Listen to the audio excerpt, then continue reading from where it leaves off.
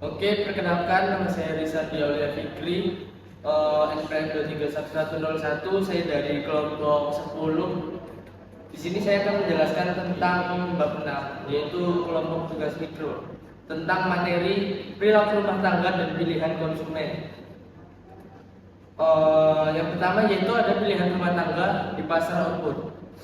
Ada beberapa faktor yang menentukan permintaan rumah tangga. Yang pertama yaitu harga produk, pendapatan rumah tangga, jumlah akumulasi kekayaan rumah tangga, harga produk lain yang tersedia bagi rumah tangga, kemudian selera dan preferensi rumah tangga, dan yang terakhir ekspektasi rumah tangga tentang pendapatan, kekayaan, dan harga di masa depan. Seperti yang telah kita pelajari bahwa setiap ada perubahan harga maka di situ akan mengubah kurva permintaan yang sedang terjadi. Karena ketika harga itu berubah maka di situ akan menggeser garis dari kurva permintaan tersebut.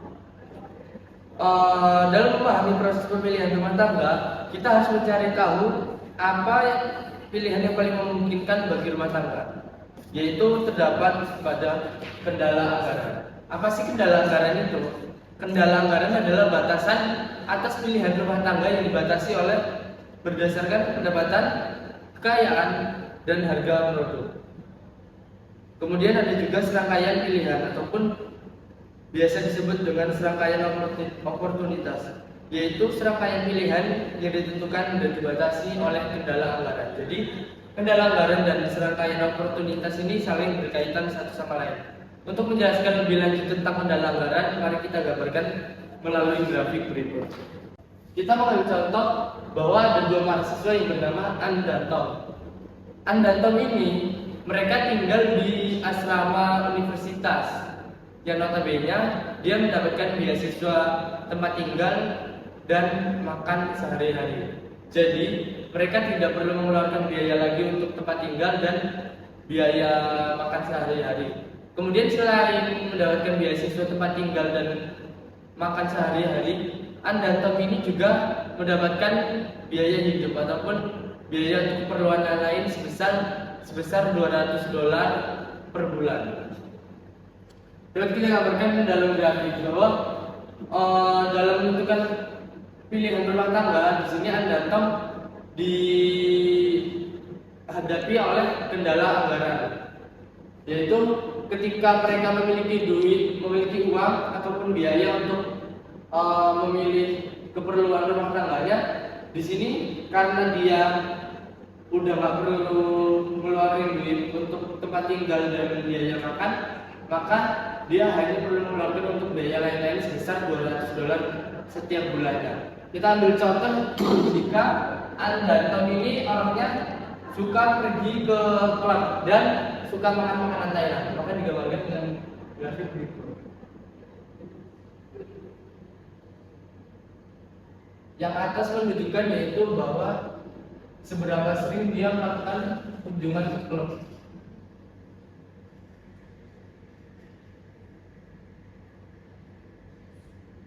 Kemudian yang bawah untuk menunjukkan seberapa sering dia membeli makanan Thailand.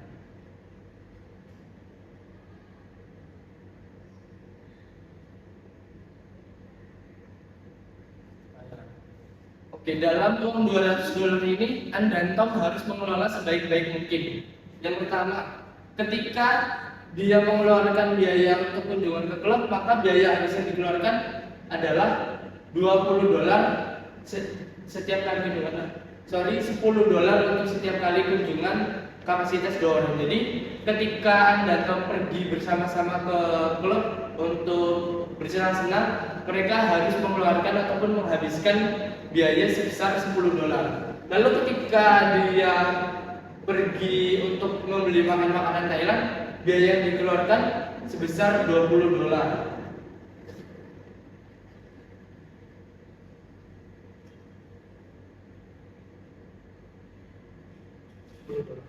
Maka ketika dalam sebulan dia memiliki uang $200, dia harus membagi mana yang kira-kira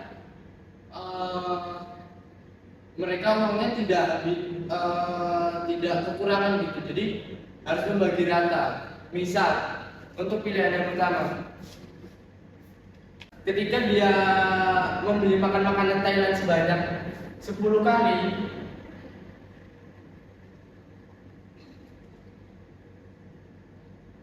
maka dia menghabiskan uang sebanyak membeli makan makanan Thailand sebanyak 5 kali, maka dia hanya memiliki uang tersisa $100.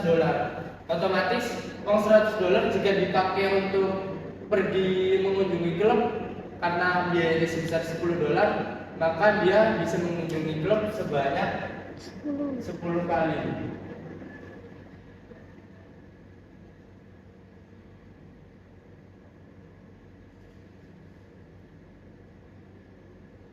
Yang pertama. Kemudian jika Anda Tom ini tidak membeli makan makanan Thailand dan dia hanya berkunjung ke klub selama 1 bulan penuh, maka dia bisa mengunjungi klub itu sebanyak 20 kali.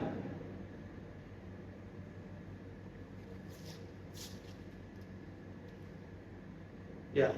Dan ketika Anda Tom ini sebut titik A. Ini titik B. Lalu kemudian ketika Anda Tom ini tidak mengunjungi klub sama sekali dan dia hanya mengunjungi makan makanan Thailand, maka dia bisa mengunjungi sebanyak 10 kali. Karena $200 dibagi 20 adalah 10. Nah, dari grafik ini bisa dilihat bahwa mereka memiliki grafik seperti ini. Ini adalah kendala anggaran yang mereka miliki untuk mengatur biaya pilihan rumah tangga. Kemudian di sini ketika dia ingin menyisahkan duitnya, maka otomatis dia tidak bisa memaksimalkan biaya yang dimilikinya. Bisa jadi dia hanya mengunjungi ke klub sebanyak 5 kali dan membeli makan makanan Thailand sebanyak 5 kali. 5 kali 10 yaitu $50 dan 5 kali 20 $100. Maka di sini memiliki duit sisa dari kendala anggaran. Kemudian ketika Anda ini memaksakan untuk mengeluarkan biaya melebihi biaya yang dimiliki setiap bulan, di sini akan terjadi grafik. Misal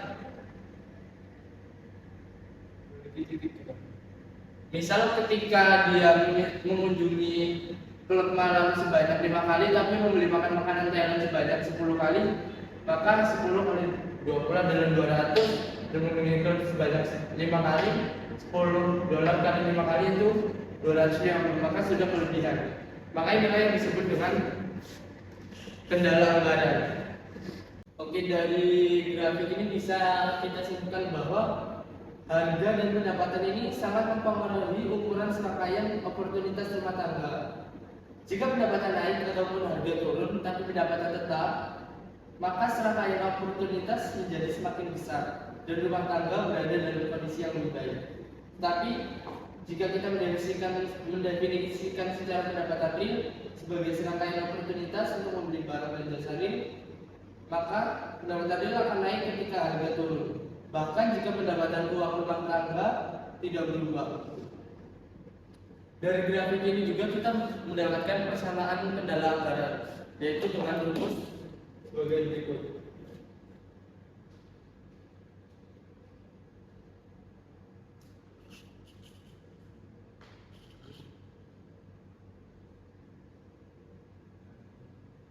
Yaitu ketika harga X dikali kuantitas ataupun jumlah X ditambah dengan harga Y dikali kuantitas ataupun jumlah barang yang dibeli Y sama dengan I, yaitu pendapatan rumah tangga. Seperti contoh di sini PX atau X, yaitu kunjungan ke klub malam, kemudian PY-nya kita mencontoh makanan Thailand. Langsung saja kita menggunakan titik yang A karena dia titik paling stabil. Harga E yaitu $10 dan dia berkunjung selama sebanyak 10 kali. Kemudian Yang untuk makanan Thailand dia hanya gaji $20 dan dia hanya berkunjung sebanyak 5 kali. Misalkan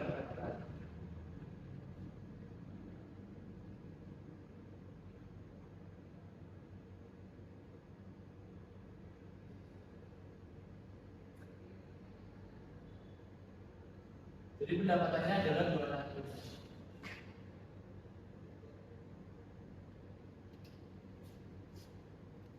Kemudian ada lagi contoh selanjutnya yaitu tentang kendala anggaran berubah ketika saat harga naik ataupun turun. Nah, ini kan tadi kendala anggaran yang sudah ditetapkan. Kendala anggaran ini bisa berubah ketika harga menjadi naik ataupun turun. Seperti kita ambil contoh ketika harganya turun. Jika makanan Thailand mendapatkan diskon di bulan itu, diskon sebesar 50%, maka otomatis Anda Tom ini dalam 1 bulan diskon $10. Maka dalam 1 bulan karena dia memiliki pendapatan 200, dalam 1 bulan dia bisa mengunjungi sebanyak 20 kali. Kalau berikan ulang ya itu.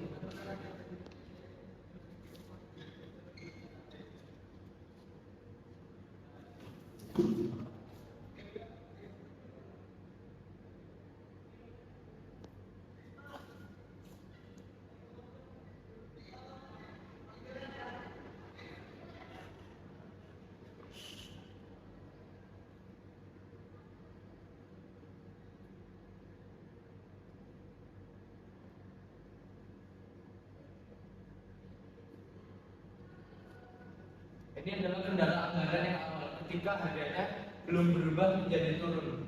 Ini perubahan kendala anggaran yang terjadi setelah harga makanan Thailand itu turun. Kedua yaitu dasar pilihan utilitas atau kepuasan. Jadi di dasar pilihan utilitas ini ada sebuah hukum, yaitu hukum utilitas marginal yang semakin menurun.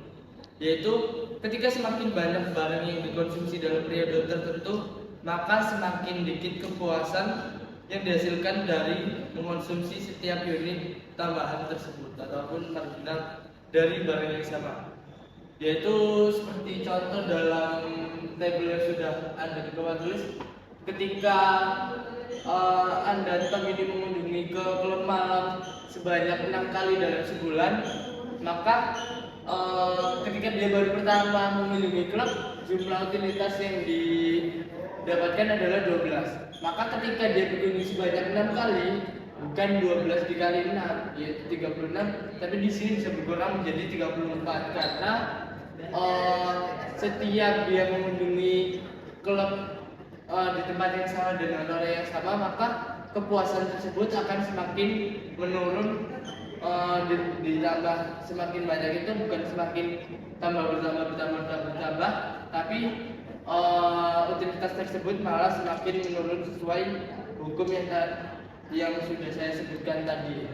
Jadi di pertemuan kedua dia hanya mendapatkan 22, kemudian di pertemuan ketiga dia hanya mendapatkan 28, di pertemuan keempat menjadi 32, dari kelima 34, keenam 34, dan begitu pun seterusnya akan terjadi di angka yang sama di 34 terus, di 34 bahkan bisa menurun ke angka 32 lagi karena yang seharusnya dia jika berkunjung ke 6 kali, yang pertama kan 12, jika berkunjung 6 kali harusnya kan bisa mencapai 72 nilai utilitas total, tapi dia hanya mendapatkan 34 karena sesuai hukum yang berlaku bahwa setiap dia mengunjungi sesuatu dengan orang yang sama dan barang yang sama, maka tingkat kepuasan akan semakin menurun.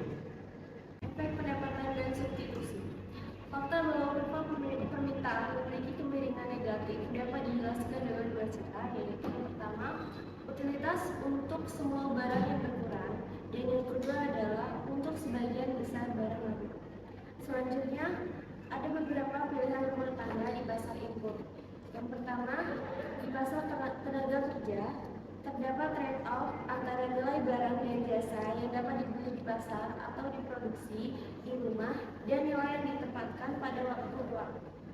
Yang kedua, efek pendapatan dan substitusi dari perubahan dalam tingkat upah perbedaan pegawai. Upah yang lebih tinggi berarti waktu luang lebih mahal, kemungkinan merespon orang bekerja lebih banyak, efek substitusi. Dan yang kedua, lebih banyak pendapatan yang diperoleh dalam jumlah jam tertentu sehingga sebagian waktu mungkin dihabiskan untuk waktu luang.